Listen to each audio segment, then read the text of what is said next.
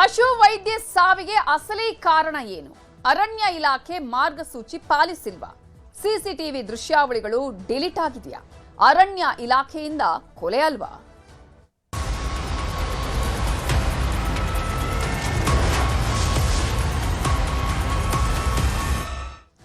ಶಿವಮೊಗ್ಗದಲ್ಲಿ ಮೊನ್ನೆ ಪಶು ವೈದ್ಯೆ ಸಮೀಕ್ಷಾ ಸಾವಿನ ಪ್ರಕರಣಕ್ಕೆ ಸಂಬಂಧಪಟ್ಟ ಹಾಗೆ ಡಾಕ್ಟರ್ ಸಮೀಕ್ಷಾ ರೆಡ್ಡಿ ಸಾವಿಗೆ ಅಸಲಿ ಕಾರಣ ಯಾರು? ನೀರಾನೆ ಬಳಿ ಸಮೀಕ್ಷಾ ರಾತ್ರಿ ಹೋಗಿದ್ದಾರೆ. 11:30ಯ ವೇಳೆಗೆ ಈ ಒಂದು ಘಟನೆ ಕೂಡ ನಡೆದಿರೋದು.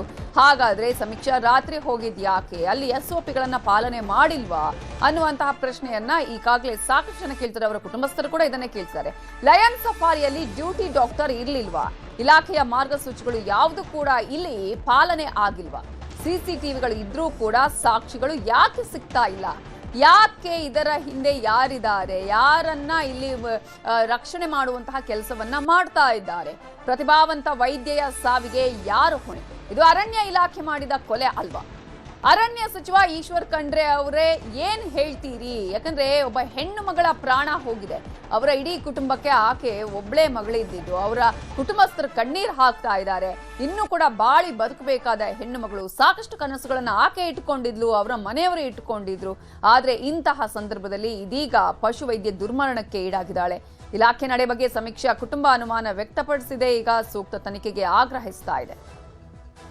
ಇದೇ ವಿಚಾರಕ್ಕೆ ಸಂಬಂಧಪಟ್ಟ ಹಾಗೆ ಇನ್ನಷ್ಟು ಡೀಟೇಲ್ಸ್ ಅನ್ನ ಕೊಡೋದಕ್ಕೆ ನಮ್ಮ ರಿಪೋರ್ಟರ್ ವಿನಯ್ ಈಗ ಫೋನ್ ಸಂಪರ್ಕದಲ್ಲಿ ಜಾಯ್ನ್ ಆಗಿದ್ದಾರೆ. ವಿನಯ್, ಮೊನ್ನೆ ನಡೆದಂತಹ ಘಟನೆ ಒಬ್ಬ ಹೆಣ್ಣು ಮಗಳ ಬದುಕನ್ನೇ ನಾಶಗೊಳಿಸಿದ್ದು ಮಾತ್ರ ಅಲ್ಲ, ಇದರಿಂದ ಸಾಕಷ್ಟು ನಿರ್ಲಕ್ಷ್ಯ ಕಾಣಿಸ್ತಾ ಇದೆ, ಬೇಜವಾಬ್ದಾರಿ ಕಾಣಿಸ್ತಾ ಇದೆ.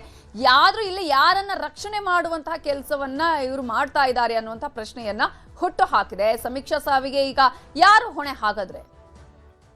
ಹೌದು ನಮಿತಾ, ಏನು ಶಿವಮೊಗ್ಗದಲ್ಲಿ ಮೊನ್ನೆ ಏನು ದಾರುಣ ಮರಣ ಹೊಂದಿದಂತಹ ಏನು ಸಮೀಕ್ಷಾ ರೆಡ್ಡಿ ಅವರ ಈಗ ಏನು ಸಾವಿನ ಪ್ರಕರಣ ಯಾರು ಹೊಣೆ ಅನ್ನೋದ್ರ ಬಗ್ಗೆ ಈಗ ಬಹಳಷ್ಟು ಚರ್ಚೆ ಆಗ್ತಿದೆ. ಯಾಕಂದ್ರೆ ಪ್ರತಿಭಾವಂತ ವೈದ್ಯ ಆದಂತ ಆಕೆ ಸಾಕಷ್ಟು ಆಸ್ತಿಯನ್ನು ಹೊಂದಿದ್ರು ಕೂಡ ಪ್ರಾಣಿ ಸೇವೆ ಮಾಡಬೇಕು, ಹಾಗೆ ಜನರ ಸೇವೆ ಮಾಡಬೇಕು ಅನ್ನೋ ಒಂದು ದೃಷ್ಟಿಯಿಂದ ಬಂದಂತ ಆಕೆಗೆ ಈ ಸಾವು ಒಂದು ರೀತಿಯಲ್ಲಿ ಅವರ ಕುಟುಂಬಕ್ಕೂ ಕೂಡ ನುಂಗಲಾರದ ತುತ್ತಾಗಿದೆ. ಆದ್ರೆ ಈ ಸಾವಿಗೆ ಕೇವಲ 30 ಲಕ್ಷ ದುಡ್ಡನ್ನ ಕೊಟ್ಟು ಇಲ್ಲಿಗೆ ಅಂದ್ರೆ ಮುಗಿಸೋದಕ್ಕೆ ಕೂಡ ಮಿನಿಸ್ಟರ್ ಕೈಗೊಂಡ್ರ, ತನಿಖೆ ಸರಿಯಾಗಿ ಆಗ್ತಾ ಇಲ್ಲೋ ಅನ್ನೋ ಒಂದು ಪ್ರಶ್ನೆಗಳು ಕೂಡ ಕೇಳಿ ಬರ್ತಾ ಇದ್ದು. ಜೊತೆಗೆ ಅವರ ಫ್ಯಾಮಿಲಿ ಕೂಡ ಈಗ ಆರೋಪವನ್ನ ಮಾಡ್ತಾ ಇದ್ದಾರೆ. ಆಕೆಗೆ ಯಾರು ಅಲ್ಲಿಗೆ ಹೋಗಲು ಅನುಮತಿ ಕೊಟ್ರು, ಜೊತೆಗೆ ಅಲ್ಲಿ ಯಾಕೆ ಹೋದ್ರು ಅನ್ನೋದ್ರ ಬಗ್ಗೆ ಕೂಡ ಆಕೆ ಫ್ಯಾಮಿಲಿಯವರು ಕೂಡ ಈಗ ಆರೋಪವನ್ನ ಮಾಡ್ತಾ ಇರೋದು. ಆದ್ರೆ ಎಲ್ಲದಕ್ಕೂ ಕೂಡ ಅರಣ್ಯ ಇಲಾಖೆ ಮಾತ್ರ ದಿವ್ಯ ನಿರ್ಲಕ್ಷ್ಯಕ್ಕೆ ಒಳಗಾಗಿದೆ ಅಂತ ಹೇಳ್ಬೋದು. ಅದರಲ್ಲೂ ಕೂಡ SOP ಪಾಲನೆ ಆಗದೆ ಇರೋದು ಕೂಡ ಇಲ್ಲಿ ಮೇಲ್ನೋಟಕ್ಕೆ ಕಾಣಿಸಿದ್ರು ಕೂಡ ಯಾವುದೇ ರೀತಿಯ ತಲೆದಂಡಗಳು ಇದುವರೆಗೂ ಆಗಿಲ್ಲ.